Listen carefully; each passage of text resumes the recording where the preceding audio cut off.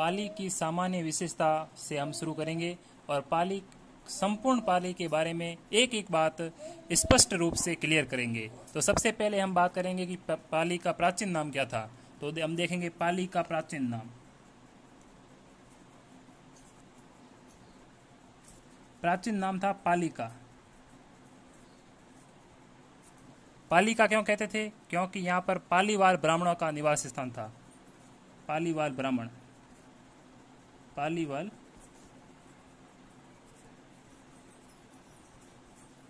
पालीवाल ब्राह्मणों का निवास स्थान था। ठीक है। सर्वप्रथम पालीवाल ब्राह्मणों ने के कहने पर राठौड़ वंश का संस्थापक राव सिंहाजी मारवाड़ आए थे। तो हम लिखेंगे कि राव सिंहाजी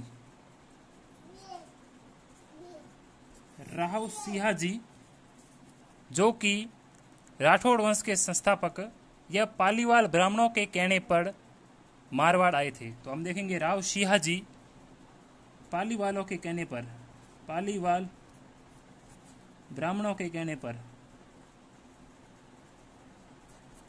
ब्राह्मणों के कहने पर सर्वप्रथम मारवाड़ आए। सर्वप्रथम मारवाड़ आए। पाली को पाली क्यों कहते हैं? क्योंकि पालीवाल ब्राह्मणों का निवास स्थान है। इसका प्राचीन नाम पालिका है। राव सिंहाजी पालीवाल ब्राह्मणों के कहने पर सर्वप्रथम मारवाड़ आया था। राव सिंहाजी की छतरी कहाँ पर है? ये क्वेश्चन कई बार पूछा जाता है। तो हम देखेंगे राव सिंह की छतरी, राव सिंहाजी की छतरी। तो राव सिंहाजी की छतरी बिट्ठू पाली में बनी हुई है। बिट्ठू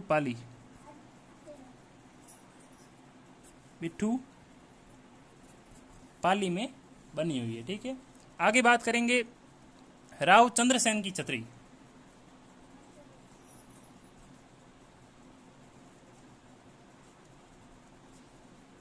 राव चंद्रसेन, महाराणा प्रताप के अग्रगामी राव चंद्रसेन की छतरी।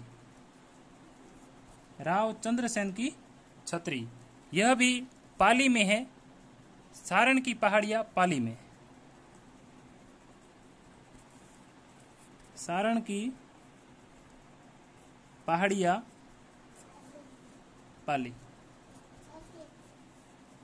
ये क्वेश्चन दोनों ही महत्वपूर्ण है कि राव सिंह की छतरी कहां पर है? बिट्ठू पाली में है। और राव चंद्रसेन की छतरी सारण की पहाड़ियां पाली में है। आगे बात करेंगे आहुआ केंद्र के बारे में बात करेंगे।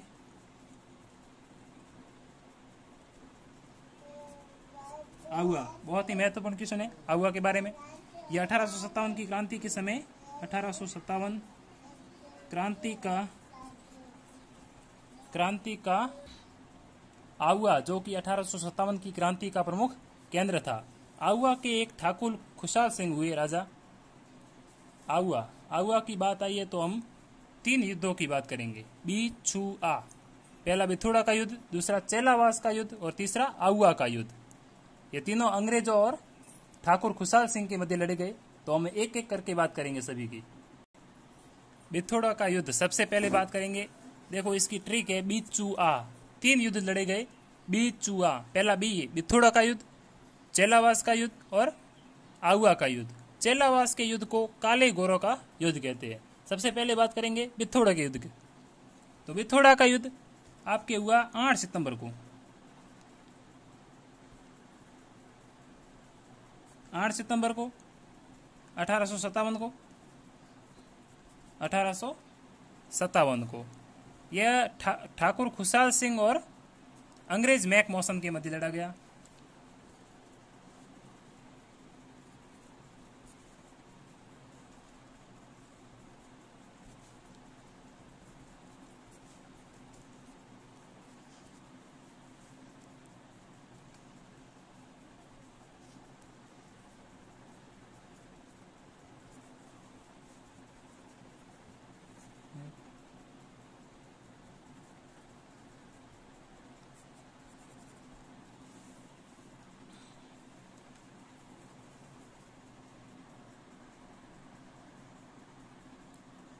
ठाकुर खुशहाल सिंह और अंग्रेज मैक मौसन के बीच लड़ा गया बिथोड़ा का युद्ध। इसमें विजय कौन हुए? तो विजय हुए ठाकुर खुशहाल सिंह। अगली बात करेंगे चेलावास का युद्ध। ये 8 सितंबर को, ये 18 सितंबर को।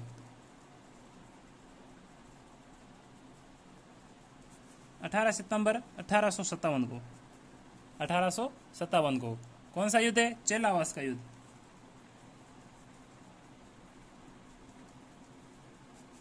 चेलावास का युद्ध कब हुआ? 18 सितंबर 1857 को। यह युद्ध हुआ आपके ठाकुर खुशहाल सिंह और पैट्रिक लॉरेंस के मध्य। तो हम देखेंगे आहुआ के ठाकुर खुशहाल सिंह वर्सेज पैट्रिक लॉरेंस।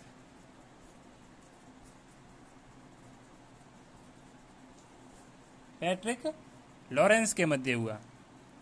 इसमें भी ठाकुर खुशहाल सिंह विजयी रहे।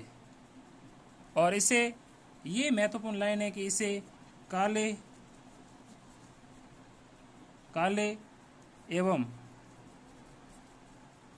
एवं गोरों का युद्ध कहते हैं। चेलावास के युद्ध को काले व गोरों का युद्ध कहते हैं। तीसरी बात करेंगे 20 जनवरी 1857 आहुआ के युद्ध की। देखो, बात करेंगे आहुआ का युद्ध।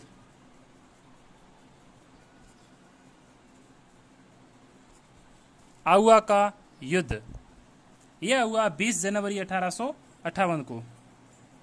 20 जनवरी 1858 को,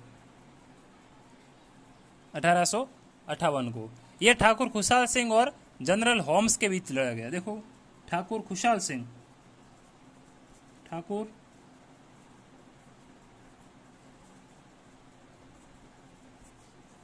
सिंह वर्सेस जेम्स होम। अंग्रेज अधिकारी कौन था? General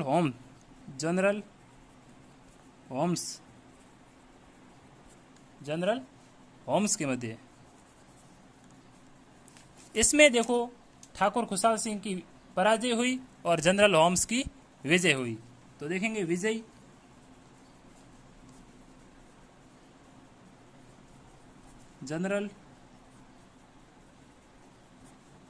general Holmes. आगे बात करेंगे गिरी सुमेल के युद्ध की। गिरी सुमेल का युद्ध कब हुआ? 5 जनवरी 1544 को। 5 जनवरी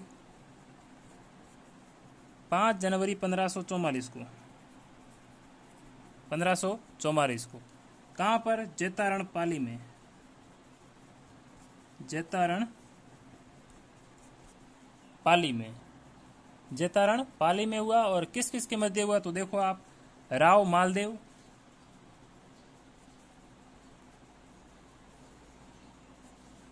वर्सेज शेरशाह सूरी।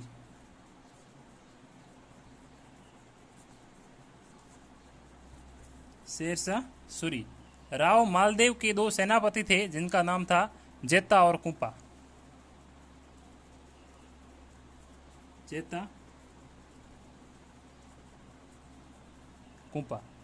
इन्होंने बहुत ही संघर्ष किया तथा शेरशाह सूरी ने इस युद्ध के बाद, मतलब इन्होंने बहुत ही मुश्किल से युद्ध जीता था शेरशाह सूरी ने। जेता और कुंपा बहुत ही बलशाली और वीरतापूर्वक लड़े थे, जिससे इनको शेरशाह सूरी को बहुत ही मुश्किल से विजय मिली थी। इसलिए शेरशाह सूरी का एक कोटेशन प्रसिद्ध है इस युद्ध के बाद। उन्होंने कहा था कि मैं एक मुट्ठी भर बाजरे के लिए हिंदुस्तान की बादशाह खो देता। तो देखो, इन्होंने कहा था, शेरशाह सूरी का एक कोटेशन है कि मैं एक मुट्ठी भर बाजरे के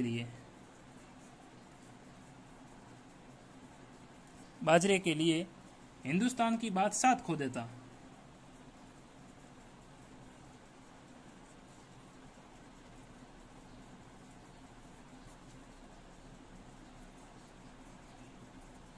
हिंदुस्तान की बादशाह खो देता। अब हम बात करेंगे नाडोल पाली के चौहानों की। बात करेंगे नाडोल के चौहानों की। तो नाडोल के चौहानों के संस्थापक कौन रहे? तो नाडोल शाखा का संस्थापक लक्ष्मण चौहान था। सबसे पहले देखेंगे संस्थापक।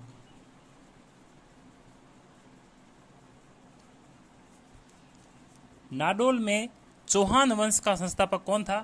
तो नाडोल शाखा का संस्थापक था लक्ष्मण चौहान।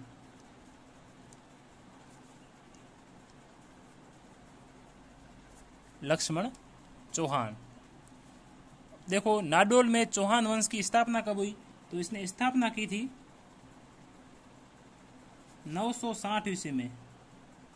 960 ईस्वी में। नाडोल वर्तमान में पाली के देसूरी के निकट पड़ता है। नाडोल वर्तमान में कहां पर है?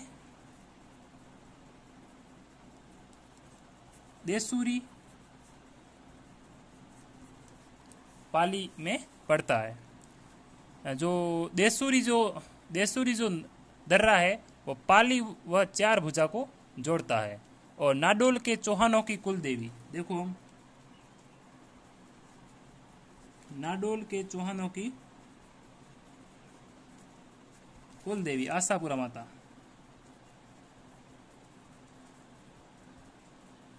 आशापुरा माता महत्वपूर्ण पॉइंट था।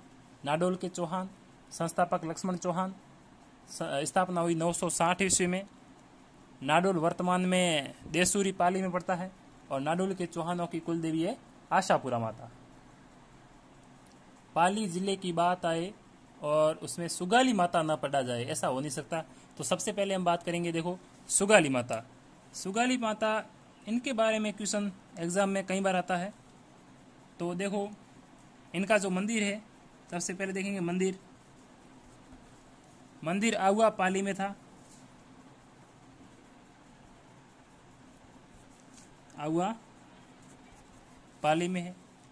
यह जो अभी हमने युद्ध लड़े थे, बिथोड़ा का युद्ध, चेलावास का युद्ध और आहुआ का युद्ध, ये जो युद्ध लड़े थे उसमें जो ठाकुर खुशहाल सिंह थे उनकी यह कुल देवी थी। ठीक है। और इन्हें देखो खुशहाल सिंह की कुल देवी,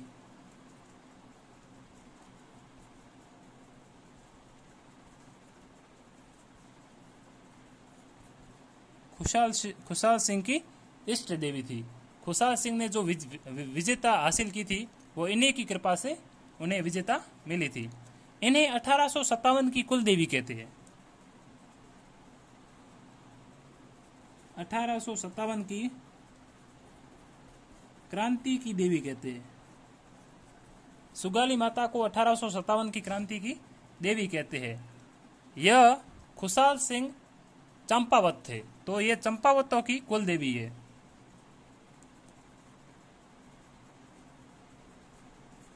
चंपावतों की कुल देवी है। इनके 10 सिर और 54 हाथ हैं। 10 सिर और 54 हाथों वाली देवी। हाथों वाली देवी। कुल देवी में हम बात करें तो सबसे लंबा लोकगीत किसका है? जीण माता का है। आगे बात करेंगे, अंग्रेजों ने इनकी मूर्ति अजमेर संग्रहालय में रखवाई, लेकिन वर्तमान में यह मूर्ति बांगड़ संग्रहालय पाली में है। वर्तमान में ये कहां पर है? वर्तमान में मूर्ति बांगड़ संग्रहालय पाली में। आगे हम बात करेंगे रणकपुर के जैन मंदिरों के बारे में। रणकपुर के जैन मंदिर कहां पर है? सबसे पहले लोकेशन है रणकपुर पाली। निर्माण किसने कराया? महाराणा कुंभा के समय धरणक शाह नामक शेठ ने करवाया। शिल्पी कौन है? तो रणकपुर के जैन मंदिर की शिल्पी है दीपाक। और यह मंदिर, रणकपुर के जैन मंदिर मंथाई नदी के किनारे स्थित है। यह मंदिर 1444 खंभों पर टिका हुआ है, इसलिए इसे खंभों का अजायब घर, स्तंभों का घर या खंभों का वन भी कहते हैं। यह आदिनाथ का चौमुखा मंदिर भी कहते हैं। याद रखना, रणकपुर के जैन मंदिर को चौमुखा मंदिर भी कहते हैं। ये इसकी विशेषता थी। कुछ और भी विशेषता देखेंगे। देखो, रणकपुर के जैन मंदिर में, मंदिर परिसर में पार्श्वनाथ का मंदिर, पार्श्वनाथ का मंदिर बना हुआ है। ठीक है, आगे बात करेंगे कि इस मेघ कवि ने इसे त्रिलोक मंदिर कहा है, त्रिलोक दीपक मंदिर कहा है। तो हम बात करेंगे कि मेघ कवि ने इसे क्या कहा है। देखो,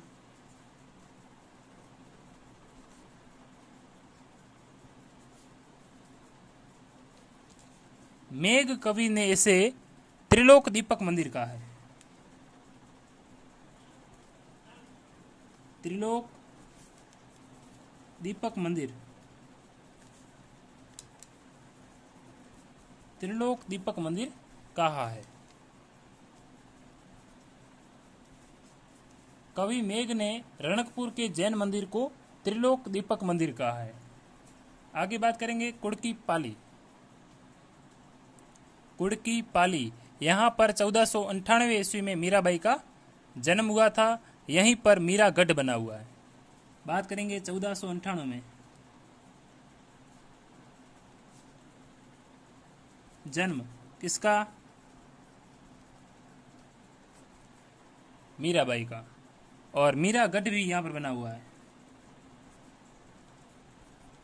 मीरा गढ़ कुड़की पाली में बना हुआ है। आगे बात करेंगे पादरला पाली, जो किसके लिए प्रसिद्ध है। तो यह 13 ताली नृत्य के लिए स्थान प्रसिद्ध है। पादरला गांव पाली 13 ताली नृत्य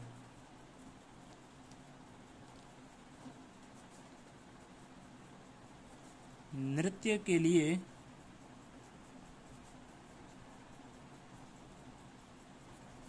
तेरह ताली नृत्य के लिए प्रसिद्ध है, जिसकी नृत्यांगना गौरीबाई यहाँ की निवासी है। पादरला पाली की निवासी है गौरीबाई। 13 ताली नृत्य की नृत्यांगना है गौरीबाई, जो कि पादरला पाली की है। आगे बात करेंगे स्वर्ण मंदिर फालना पाली का। जो फालना पाली है, यह छाता उद्योग के लिए प्रसिद्ध है। देखेंगे हम। सबसे पहले देखो, स्वर्ण मंदिर कहाँ पर है, फालना पाली में है। और ये फालना जो स्थान है, यह छाता उद्योग के लिए प्रसिद्ध है। छाता उद्योग के लिए प्रसिद्ध है। देखो, फालना के स्वर्ण मंदिर को देखो, ये फालना का जो स्वर्ण मंदिर है, इसके उपनाम क्या है। देखो, सबसे पहले इसे कहते हैं गेटवे ऑफ गोडवाल, गेटवे ऑफ गोडवाल। और दूसरा इसका उपनाम है मिनी मुंबई, मिनी मुंबई। स्वर्ण मंदिर फालना को गेटवे ऑफ गोडवाल और मिनी मुंबई भी कहते हैं। आगे बात करेंगे पार्श्वनाथ जैन मंदिर। यह 2 जगह है, एक तो नाकोड़ा बाड़मेर में भी है पार्श्वनाथ जैन मंदिर, एक है वरकाना पाली, वरकाना पाली। और नोट करके लिखेंगे पार्श्वनाथ जैन मंदिर, ये नाकोड़ा बाड़मेर में भी है, जिसे मेवा नगर कहते हैं। 2 मंदिर है। देखो, एक है महावीर स्वामी मंदिर जो नारलाई पाली में है, एक है मुंछाला महादेव मंदिर जो कि घाणेलाव पाली में है। देख लो ये दोनों। 3 जो मंदिर है उनकी बात करेंगे, बहुत ही महत्वपूर्ण 3 जो मंदिर है उनकी बात करेंगे। पहली है दाढ़ी मूछ वाले बालाजी, ये सालासर शुरू के हैं।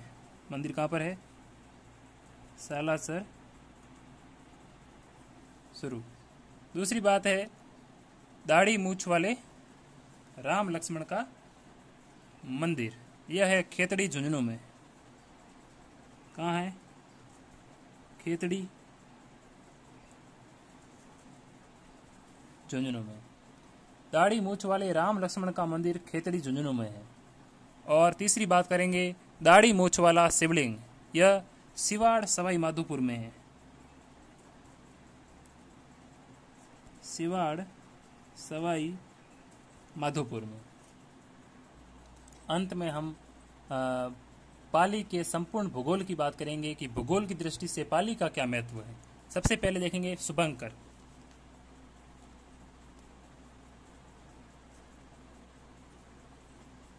शुभंकर है तेंदुआ। क्या है? तेंदुआ।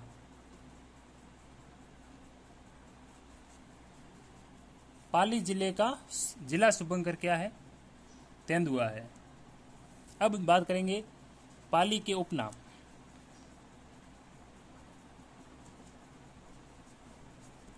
उपनामों में आता है, पहला हम इसे कहते हैं वाणिज्य नगरी।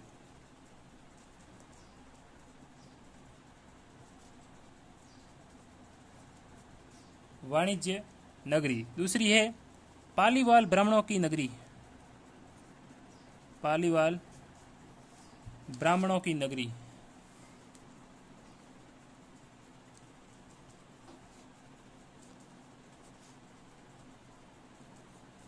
पालीवाल ब्राह्मणों की नगरी। पाली राजस्थान का एकमात्र ऐसा जिला है जो कि सर्वाधिक 8 जिलों से सीमा स्पष्ट करता है। तो पाली 8 जिलों से सीमा बनाता है। ठीक है। दूसरे नंबर पर जो 7 जिले बनाते हैं, वो 7 जिलों में आते हैं। देखो, दूसरे नंबर पर जो नागौर है वो सर्वाधिक जिलों से सीमा बनाता है। आगे बात करेंगे कि पाली किस नदी के किनारे है, तो बांडी नदी के किनारे है। बात करेंगे पाली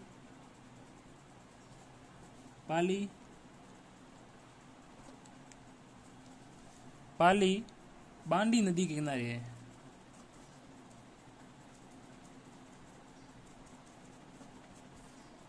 पाली बांडी नदी के किनारे है। चोपड़ा झील पाली में है। चोपड़ा झील ये पाली में है। आगे बात करेंगे जवाई बांध, जो कि राज्य का सबसे ऊंचा बांध है। जाखम बांध जो है वो सबसे हमारे राजस्थान का सबसे ऊंचा बांध है। अब बात करेंगे जवाई बांध की। जवाई बांध की बात करेंगे। सबसे पहले देखेंगे इसका लोकेशन कहाँ पर है। लोकेशन है सुमेरपुर पाली।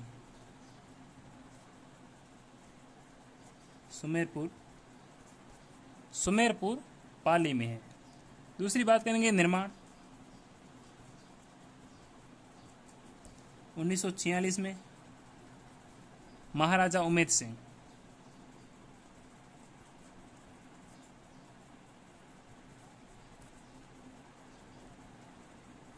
महाराजा उमेद सिंह ने निर्माण करवाया था। इसे मारवाड़ का अमृत सरोवर कहते हैं।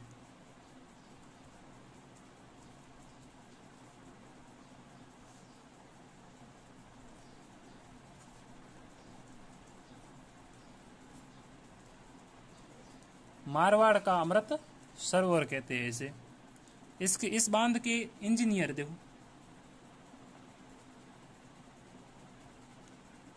इंजीनियर की बात करें तो एक तो थे एडगर और एक थे फर्ग्यूसन।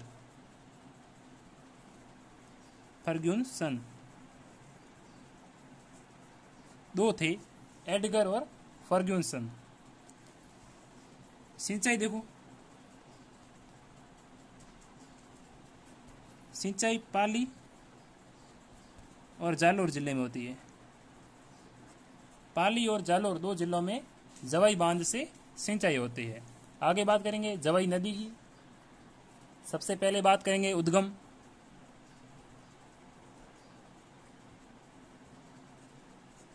तो उद्गम होता है गोरिया गांव, बाली तहसील पाली में।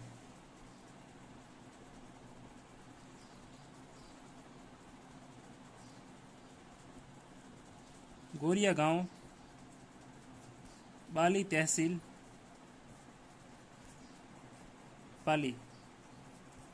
पाली से इसका उद्गम होता है। देखो फिर उदयपुर जिले में स्थित सेई नदी का जल इस नदी के जल में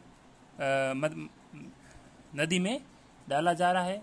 ये महत्वपूर्ण पॉइंट है। देखो सबसे बात करेंगे नोट लगा के कि उदयपुर जिले में स्थित उदयपुर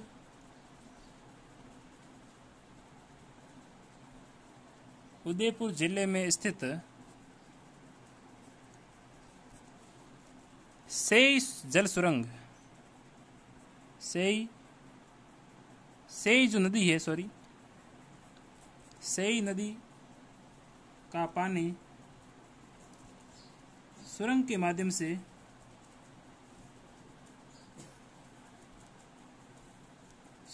माध्यम से जवाई नदी में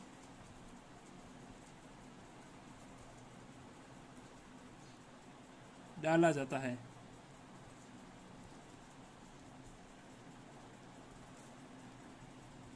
तो हम कह सकते हैं कि जवाई नदी में पानी की जो आपूर्ति होती है वो सेई नदी से होती है। सेई जल सुरंग से सेई नदी उदयपुर में स्थित सेई नदी से होता है। तो देखो उदयपुर जिले में स्थित सेई नदी का पानी सुरंग के माध्यम से जवाई नदी में डाला जाता है। बात करेंगे कि हेमावास बांध कहाँ पर है। तो हेमावास पाली में है। पहली बात, हेमावास बांध हेमावास पाली में है। दूसरा, सरदार समर बांध, ये भी पाली में है। फिर आता है सत्याग्रह उद्यान, ये कहाँ पर है, ये क्वेश्चन आता है कई बार। सत्याग्रह उद्यान ये पाली में है आपके। 7 रंग का संगमरमर, यह खंदरा गांव पाली का प्रसिद्ध है। 7 रंग का संगमरमर खंदरा गांव पाली का प्रसिद्ध है। सोजत की मेहंदी प्रसिद्ध है, सोजत पाली।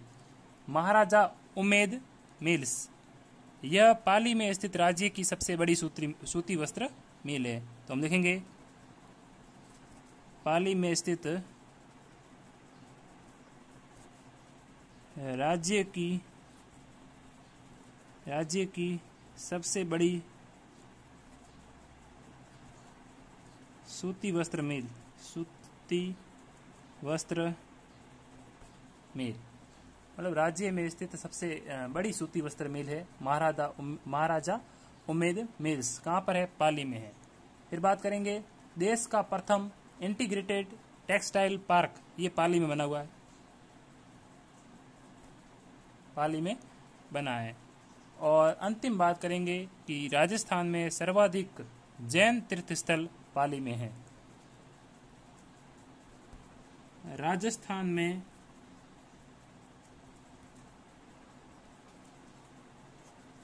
में सर्वाधिक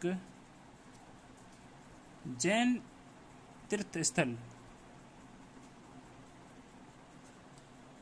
तीर्थस्थल पाली में। ओके मित्रों, मिलते हैं अगली वीडियो में, तब तक के लिए धन्यवाद।